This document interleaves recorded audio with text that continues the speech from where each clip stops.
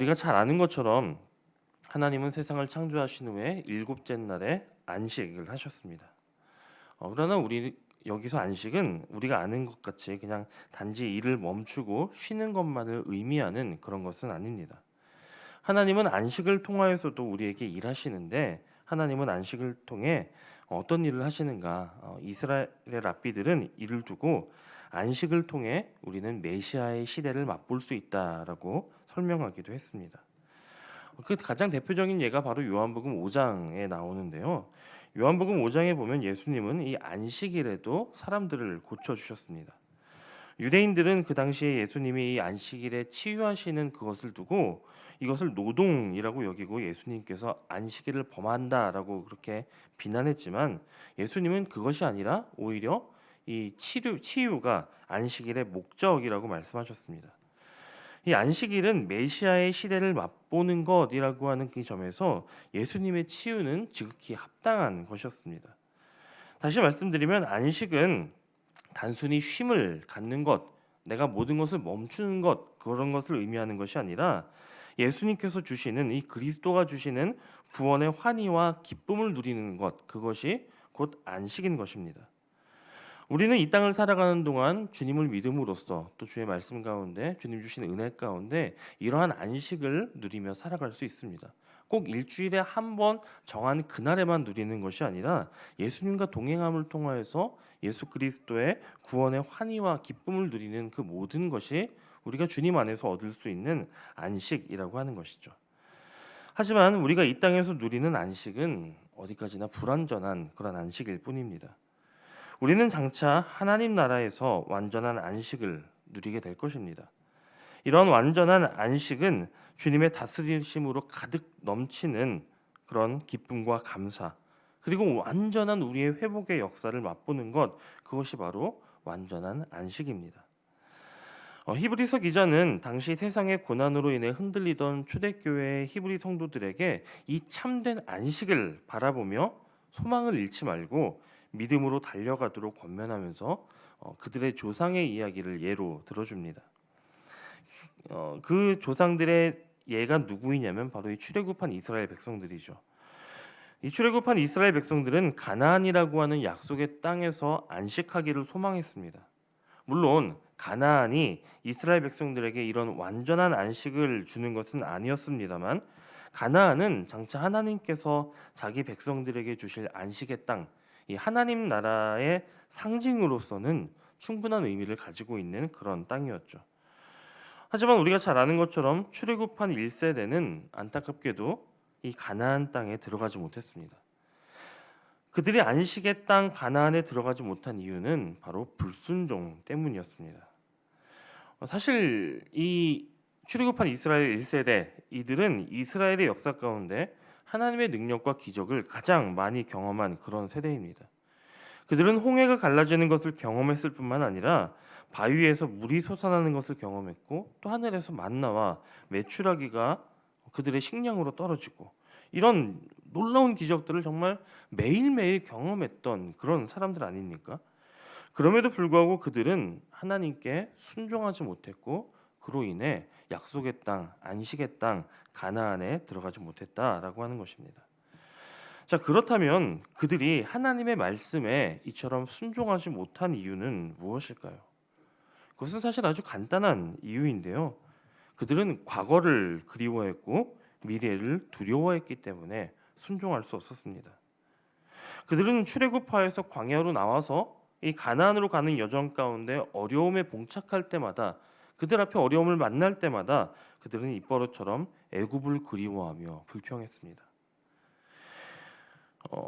이스라엘 조상들이, 이 출애굽한 백성들이 그들은 과거를 그리워할 뿐만 아니라 또한 앞으로 있을 일들에 대한 두려움도 가지고 있었습니다. 이 가나안 땅은 하나님께서 그들의 조상 아브라함에게 약속하신 땅이었습니다. 너와 내 자손에게 주겠다라고 약속하신 그 땅이었고, 이 이스라엘 백성들은 그 약속을 믿고 가나안을 향해 가기 위해서 애굽에서 나온 것 아닙니까? 그러나 그 가는 여정의 끝에 가나안을 목전에 두고 정탐꾼 12명을 보냈을 때, 그들은 부정적인 보고를 하는 10명의 정탐꾼들의 이야기를 듣고는 큰 두려움에 사로잡혀 버립니다. 가나안 땅에 대한 환상과 안식에 대한 기대는 이미 사라져 버렸고 그들의 마음에는 큰 두려움만이 있었다라고 하는 것입니다. 그러자 하나님의 약속은 기억조차 되지 않고 또 그 두려움에 인한 연쇄 작용으로 어떤 일들이 벌어집니까? 거기서도 마찬가지로 다시 애굽으로 돌아가자. 다시 과거로 가자. 모세가 안 간다고 하면 다른 지도자를 뽑아서라도 가자라며 하나님께 불순종하게 되었던 것입니다. 한마디로 과거를 그리워하고 미래를 두려워했습니다. 이것이 그들의 불순종의 이유였다는 것이죠. 그런데 문제는 이런 모습이 비단 이들에게서만 보이는 것이 아니라 간혹 우리에게도 그런 모습이 있을 때가 있다라고 하는 것입니다.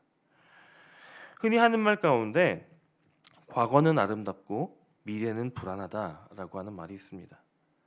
지나온 시간들은 되게 아름답게 포장이 되고 미화가 되는 반면 앞으로 올 시간은 우리가 알지 못하기 때문에 되게 두렵기 마련입니다. 그래서 우리는 보통 지난 시간 가운데 있었던 어떤 일들을 그리워하거나 아니면 내가 왕년에는 이랬지라는 말로 그때를 그리워합니다. 반면 격변하는 이 시대 가운데 내가 알지 못하는 어떤 것들을 만날 때마다 우리는 그 가운데 하나님이 하실 일들을 기대하며 아직 오지 않은 그런 미지의 은혜를 사모하는 것이 아니라 앞으로 올 것들이 내 손으로 잡히지 않으면 어떡하지? 내 능력으로 컨트롤되지 않으면 어떡하지? 두려워하고 걱정하고 또 그런 모습이 출애굽한 이스라엘의 백성들과 너무나도 닮아 있다는 것입니다. 우리는 지난 시간으로는 돌아갈 수 없는 존재들입니다. 또 앞으로의 날들을 지금의 시간으로 맞이할 수밖에 없는 그런 존재들이죠. 과거를 그리워한다고 해도 어쩔 수 없이 그럴 수밖에 없고 미래를 거부한다고 해도 거부할 수 없는 그런 존재들입니다. 어차피 우리가 그런 존재라고 한다면 이제는 미래를 맞이하는 우리의 자세를 바꿔야 할 것입니다. 하나님이 행하실 일들을 기대하고 혹 우리의 경험이나 아니면 내가 가진 어떤 계산이나 기대와는 다른 날들이 내게 오더라도 그 가운데 역사하시는 하나님의 은혜의 손길을 발견하기 위해서 애쓰며 또 그와 같은 하나님의 일하심에 동참하기 위해 애쓰는 것이 이 땅에서 참된 안식을 추구하며 살아가야 할 그런 사람들이 갖춰야 하는 삶의 자세일 것입니다. 우리에게 다가올 날들을 이와 같이 믿음으로 준비하는 저와 여러분이 되시기를 간절히 소원합니다. 자, 그런데 하나님의 약속에 의지하여서 출애굽한 이스라엘 백성들이 결국 광야에서 불순종해서 하나님으로부터 돌아서고 그로 인하여 안식에 들어가지 못한 더 중요한 이유가 또 하나 있습니다. 그것은 바로 자신들의 고난을 믿음과 결부시키지 않았기 때문입니다. 그들의 삶은 믿음과 연결되지 못했습니다. 믿음으로 애굽에서 나오긴 나왔지만 막상 광야에서 가나안의 소식을 들었을 때 그들은 믿음으로 판단하거나 결정하지 못했습니다. 아니 그 전에 많은 어려움의 과정 속에서도 그들은 단 한 번도 믿음을 이야기하지 못했고 믿음으로 살지 못했고 그들의 삶을 믿음과 연결시키지 못했습니다. 믿음으로 상황을 해석하지 못하니 그들의 마음은 완고하고 강팍해졌습니다. 여기 마음이 완고하다라고 하는 것은 그들이 의지적으로 하나님을 거부했다라고 하는 말입니다.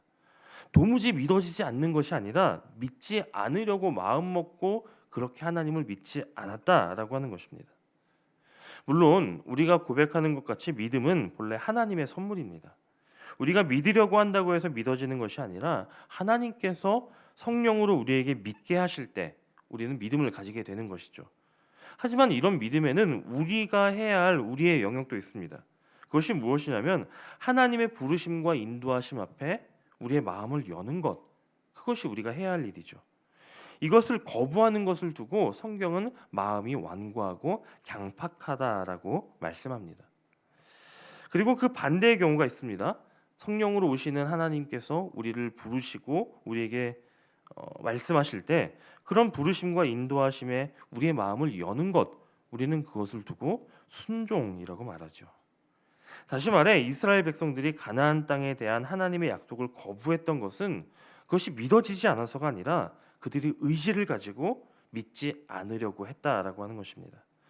그래서 오늘 히브리서 기자는 그렇게 완고한 마음을 품지 말고 그분의 말씀에 순종하라, 마음을 열라, 그렇게 권면하는 것입니다. 물론 우리는 하나님의 뜻과 계획을 다 알 수 없습니다. 우리의 지혜로 헤아릴 수 없고 또 계산할 수도 없습니다. 그래서 우리는 다 알지 못할 때에도 하나님은 우리보다 크신 분이시라고 하는 그 사실을 겸손하게 받아들임으로써 믿음으로 반응해야 하는 것입니다. 순종은 알고 가는 것이 아닙니다. 알고 가는 것은 이미 순종이 아니죠. 그것은 알기 때문에 판단하는 것일 뿐입니다. 순종은 오직 나에게 그것을 말씀하신 하나님만을 믿고 나아가는 것입니다. 상황을 보는 것도 아니고 내 형편을 보는 것도 아닙니다.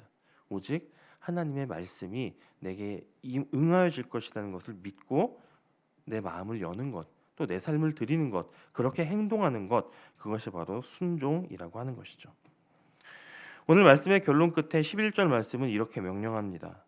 그러므로 우리가 저 안식에 들어가기를 힘쓸지니라고 이야기합니다. 안식에 들어가기를 힘쓰라, 이렇게 명령하십니다. 여러분, 이 안식은 어떻게 들어가는 것입니까? 그것은 순종함으로 들어가는 것입니다. 순종하는 믿음만으로만 들어갈 수 있는 것이 바로 이 안식의 영역입니다. 의지적인 믿음으로, 자발적인 마음으로 기꺼이 순종할 때 가능한 일이라는 것이죠. 여러분, 여호수아를 생각해 보시기 바랍니다. 뒤에는 요단강이 흐르고 앞에는 가나안 족속들이 진을 치고 있지만 그는 기꺼이 하나님의 명령을 따르고자 하는 그 순종으로 가나안 땅을 쟁취했습니다. 하나님을 향한 그런 믿음이 우리로 하여금 우리가 만나는 이 땅 가운데서의 많은 시험과 유혹들, 또 그 시험과 유혹들을 만날 때마다 우리 안에 과거를 그리워하고 미래를 두려워하느라 하나님의 약속을 붙들지 못하게 하는 그런 마음이 들 때마다, 강팍해지고 완고해지려 하는 그 마음이 들 때마다 하나님을 향한 그런 믿음이 우리를 이기게 할 것이고 또 하나님의 약속을 바라보며 나아가게 할 것이며 마침내 그렇게 우리로 하여금 안식에 들어가게 할 것입니다. 오늘 이러한 믿음으로 승리하며 하나님이 허락하신 안식에 들어가 영원한 기쁨과 감격을 누리게 되는 저와 여러분이 되시기를 주님의 이름으로 간절히